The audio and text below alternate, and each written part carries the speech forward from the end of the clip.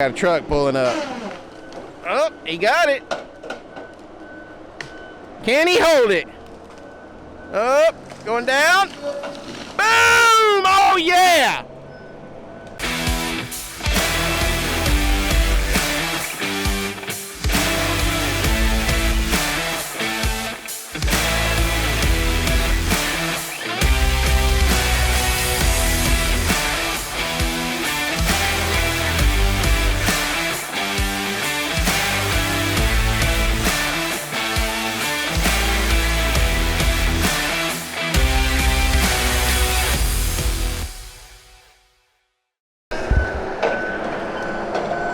Alright, we'll watch him right here, watch his tops.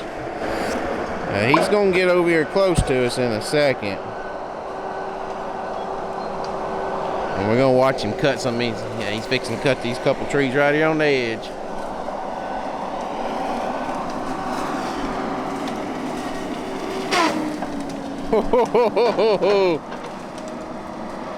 That was a good one, Paw.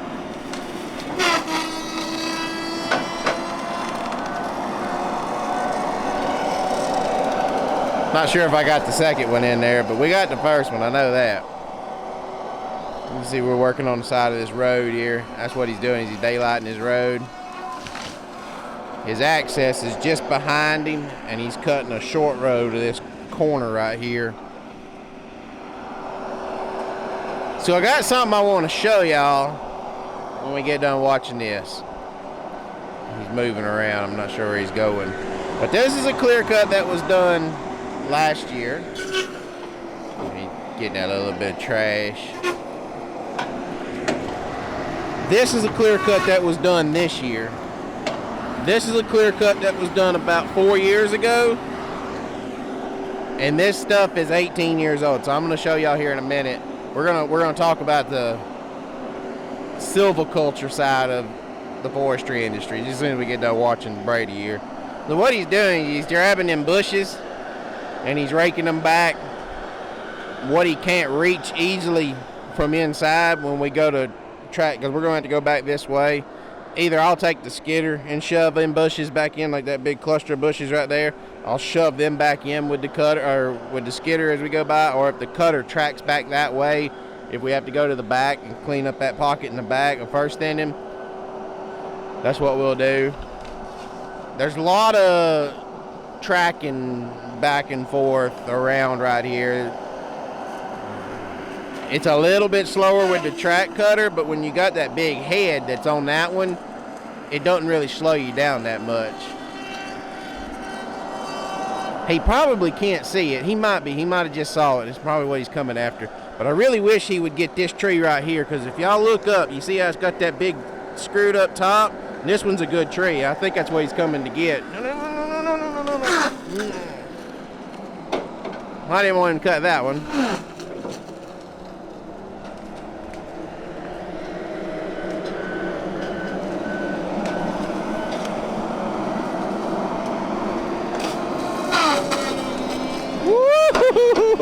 I actually got hit with a piece that time, y'all.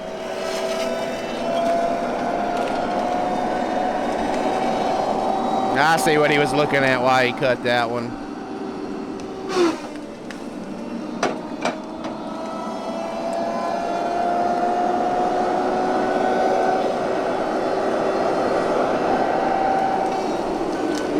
See, that's why I really love the track cutter.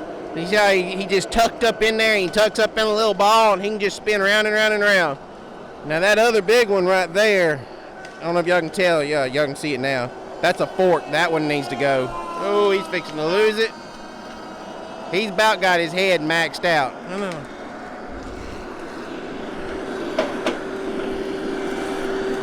That one.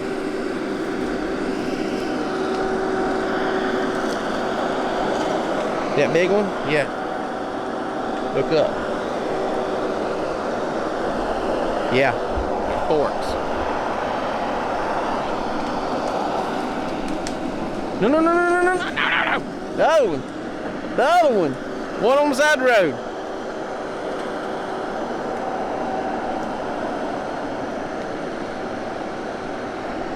trying to show him that big forky one right there. He can't see it because it's turned just right to where he just can't see it. He turned himself and he can see it now. He's like, oh, okay. That's probably one too many. We're fixing to watch him drop one, y'all.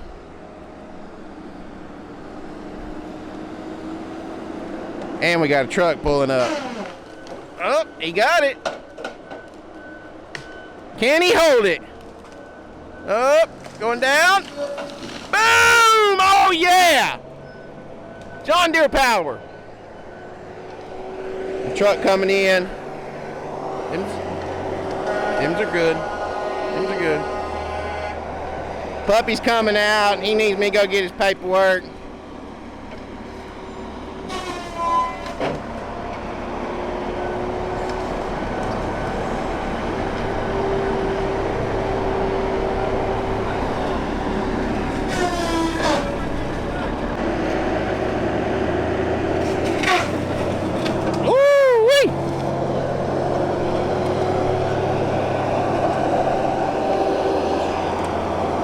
Alright, so he's gonna get that one. And he's gonna get this one here because it's out on the road.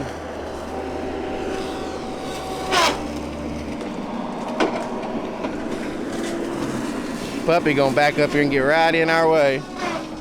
Oh yeah.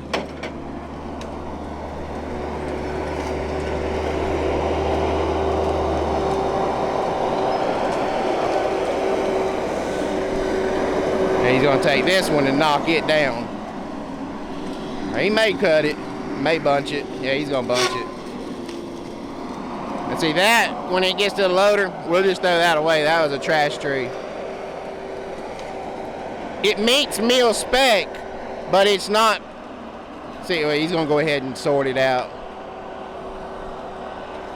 See, that's a good shear hand right there.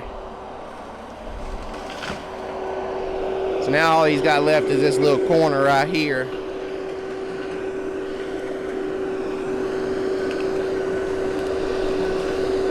Let's see. Let's see, this tree here, he's gonna have to leave it. This one right here, because it's got that white paint on it. That's marking a corner boundary. Let's see what he's doing. He's trying to get up on his wood. He's got a big pile right there. You gotta keep walking back and back and back.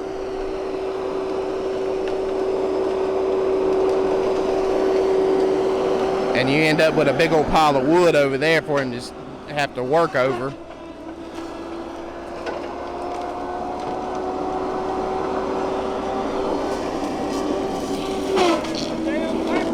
I told you it's in the roof of the truck.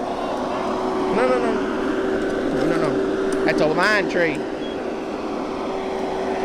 It's got paint. He can't see that paint from where he's at.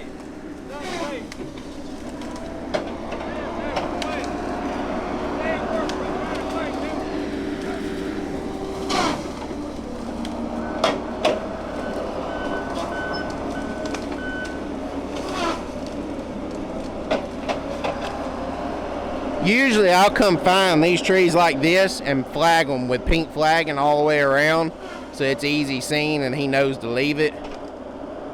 That's why he didn't, I haven't flagged it because I knew I was going to stand here and watch this. So I guess in a way I've kind of guided him through thinning this little patch.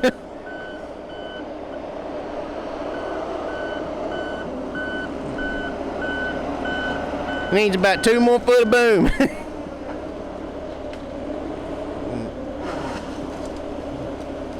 He got it.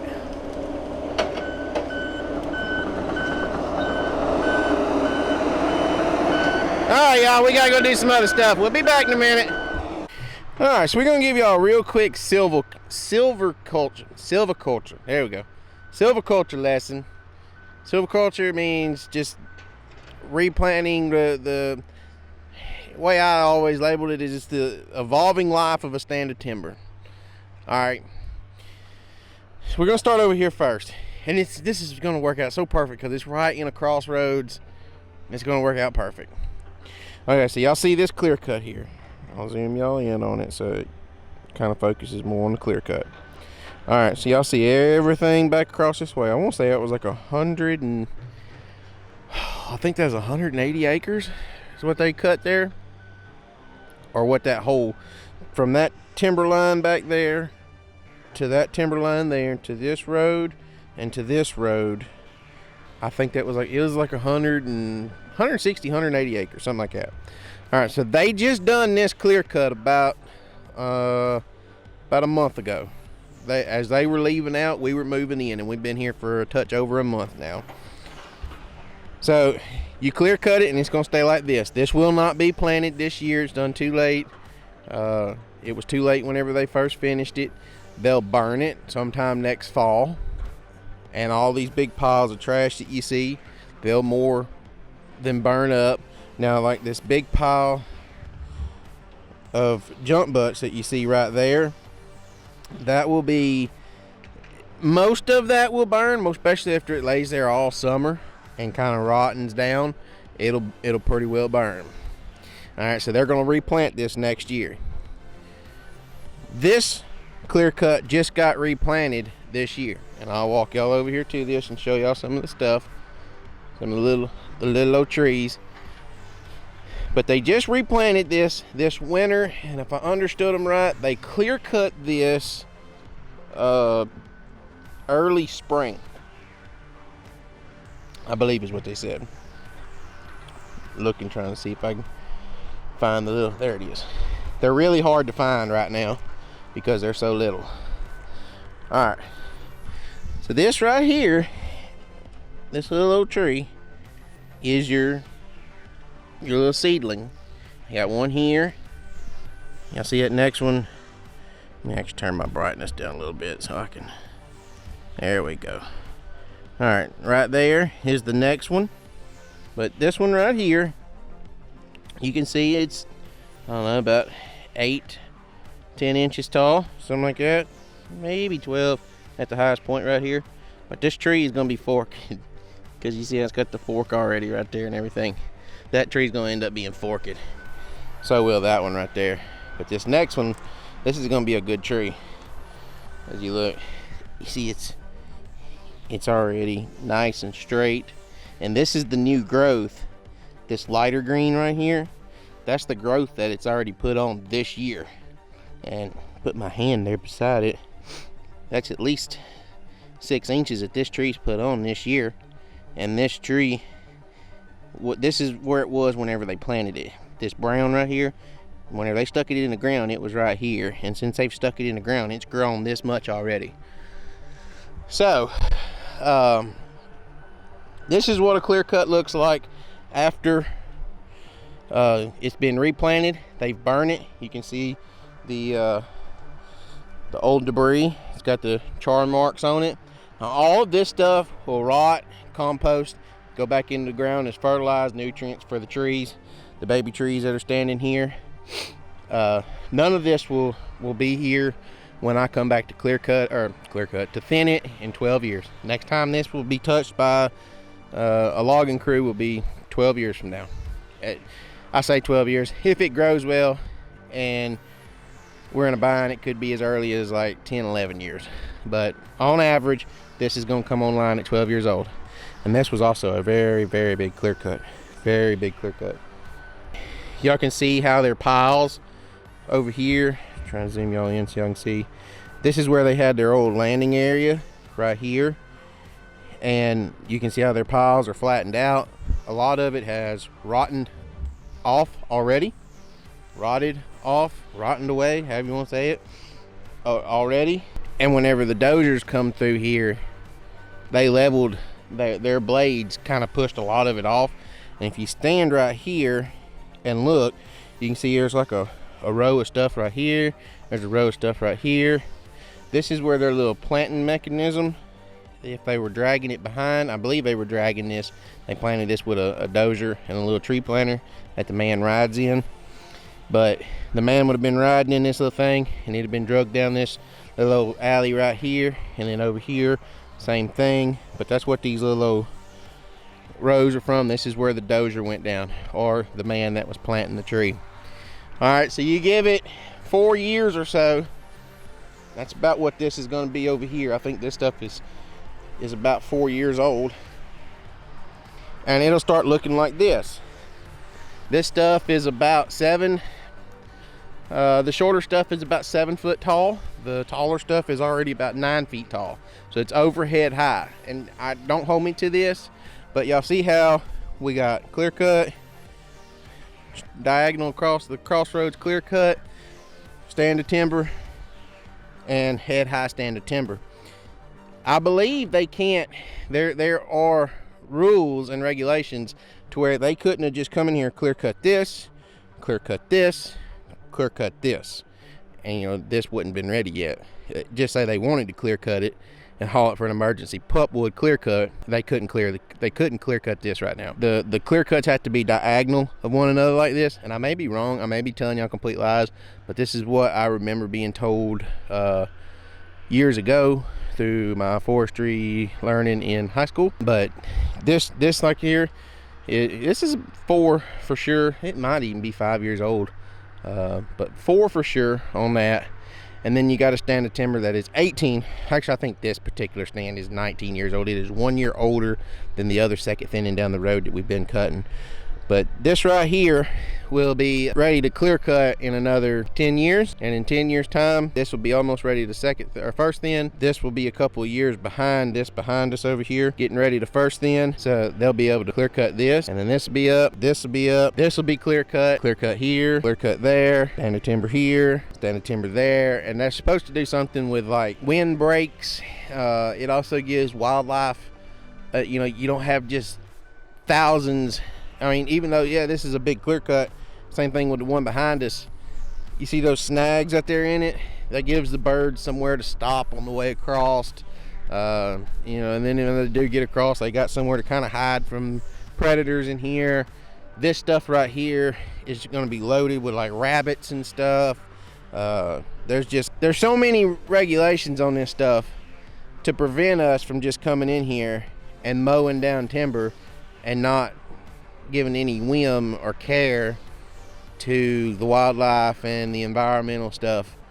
We are, as loggers, we are nurturing our land. It is very vital that we keep our stands of timber sustained, keep the land sustained to where it continues to regrow and not just have, like I said, hundreds or thousands of acres of clear-cut land, and then you don't have anywhere for you to work because you've not managed your resource like you should. And then on top of that, you go to killing off wildlife species, especially like turkeys and the deer. They need somewhere to kind of get and bed up. If there's no trees, there's going to be no squirrels. If there's no thickets like this behind us, there's going to be no rabbits to try and, you know, they're not going to have anywhere to hide. And the only thing you're really going to end up having is a bunch of coyotes and varmints. So that ain't always the prettiest thing to go stand out and look at. But anyway, I just wanted to touch on that. I thought that this was a great opportunity to show y'all this, because clear cut a month ago, clear cut maybe 9-10 months ago, clear cut 4 years ago, clear cut 19 years ago. So there is a method to our madness here, guys. But I just thought that was neat. I thought that would be really neat to show y'all the trees in the ground and them starting off. Y'all go down in the comments below. Put in the comment, just type forestry down there in the comments below. Y'all go down below, type forestry. Leave another comment if you like, but just type in the word forestry. Do hashtag forestry. Hashtag forestry. Put it in the comments below, guys. And y'all leave me some questions. Let's answer some questions. Let's get some questions going. Y'all enjoy the rest of the video. Here we go. All right, so we're out in the woods here. And y'all see first, my lens is fogged up from going from inside the cab where it had nice air conditioning, and it is unbelievably hot and muggy today. It's like 89, 90 degrees, 100% humidity. We're getting ready for some bad weather down here, so it's going to be humid. But y'all see how we got these tracks starting to make in our ground here. There's nothing wrong with this. but this is a sign that the ground won't take much rain. So I'm fixing to walk y'all down here and show y'all what we're doing to prepare for it. You see Mickey up there loading. I said that's number 55. Plumb tickled. Look, Michael got a drag there. 2 drags under Mickey.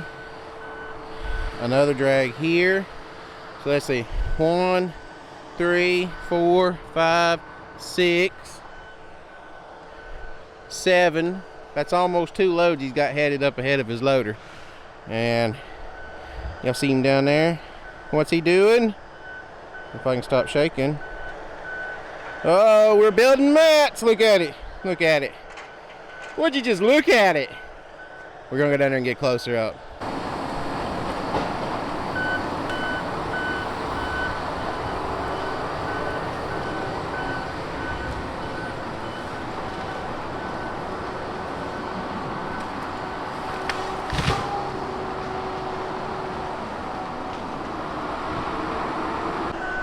Alright, so what we're doing here, we're building a mat, basically.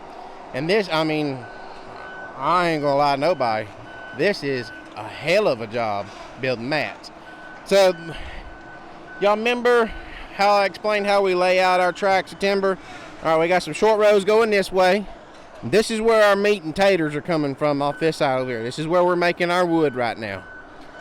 This side over here is what we're building these mats out of, and then anything left over gets headed up or goes up here to the set. But for those of you that's new to the channel, we do a thing called shovel thinning. It's the same thing Bobby Goodson does in the swamp, just I do it in soft ground to where I can continue to work, because in South Louisiana our ground is very tender.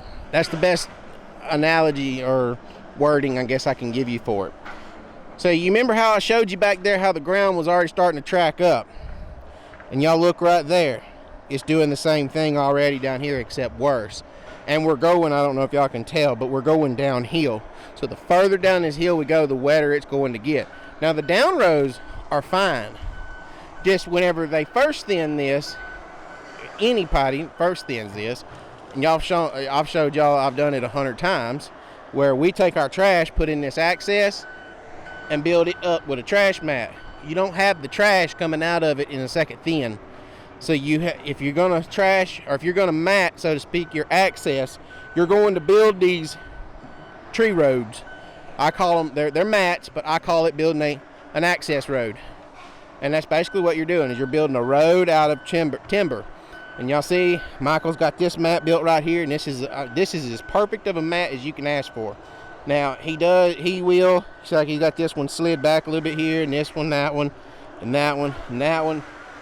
He'll try and keep those moved up as he's working, but they may stay there till the end, and then they just get fished up whenever he goes to picking up his mat.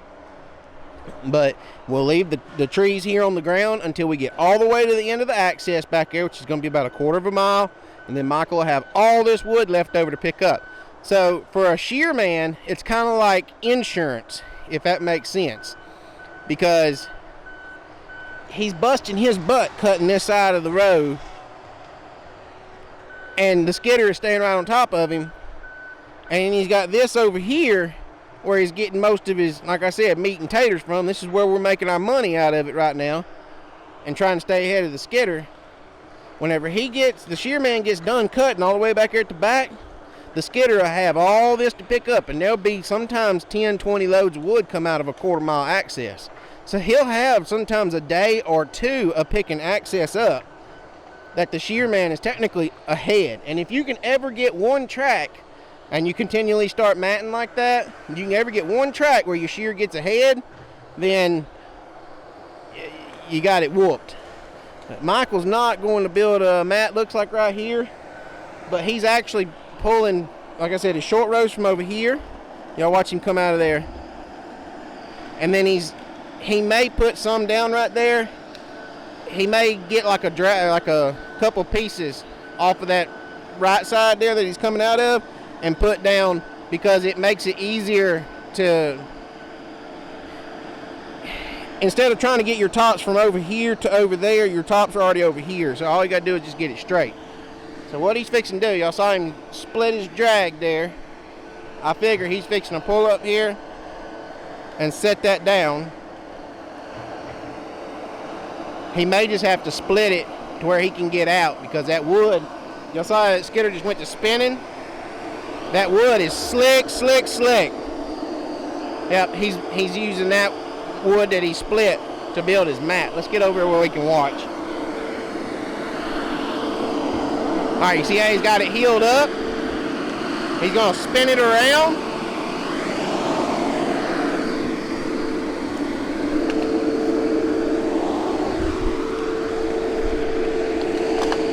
And place it right there where those tires were coming out at.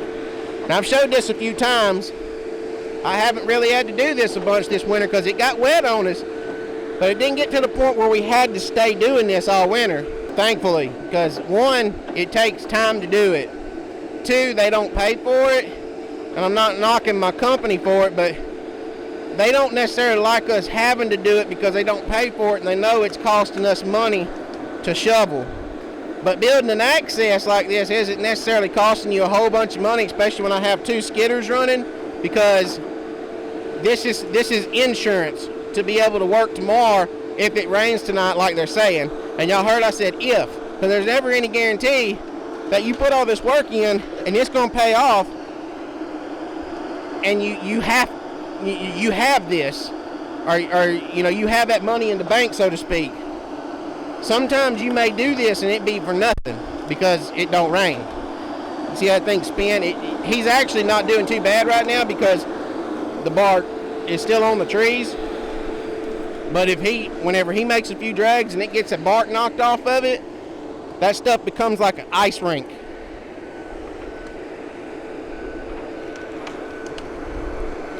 Now he's gonna take that onto the set. Y'all watch.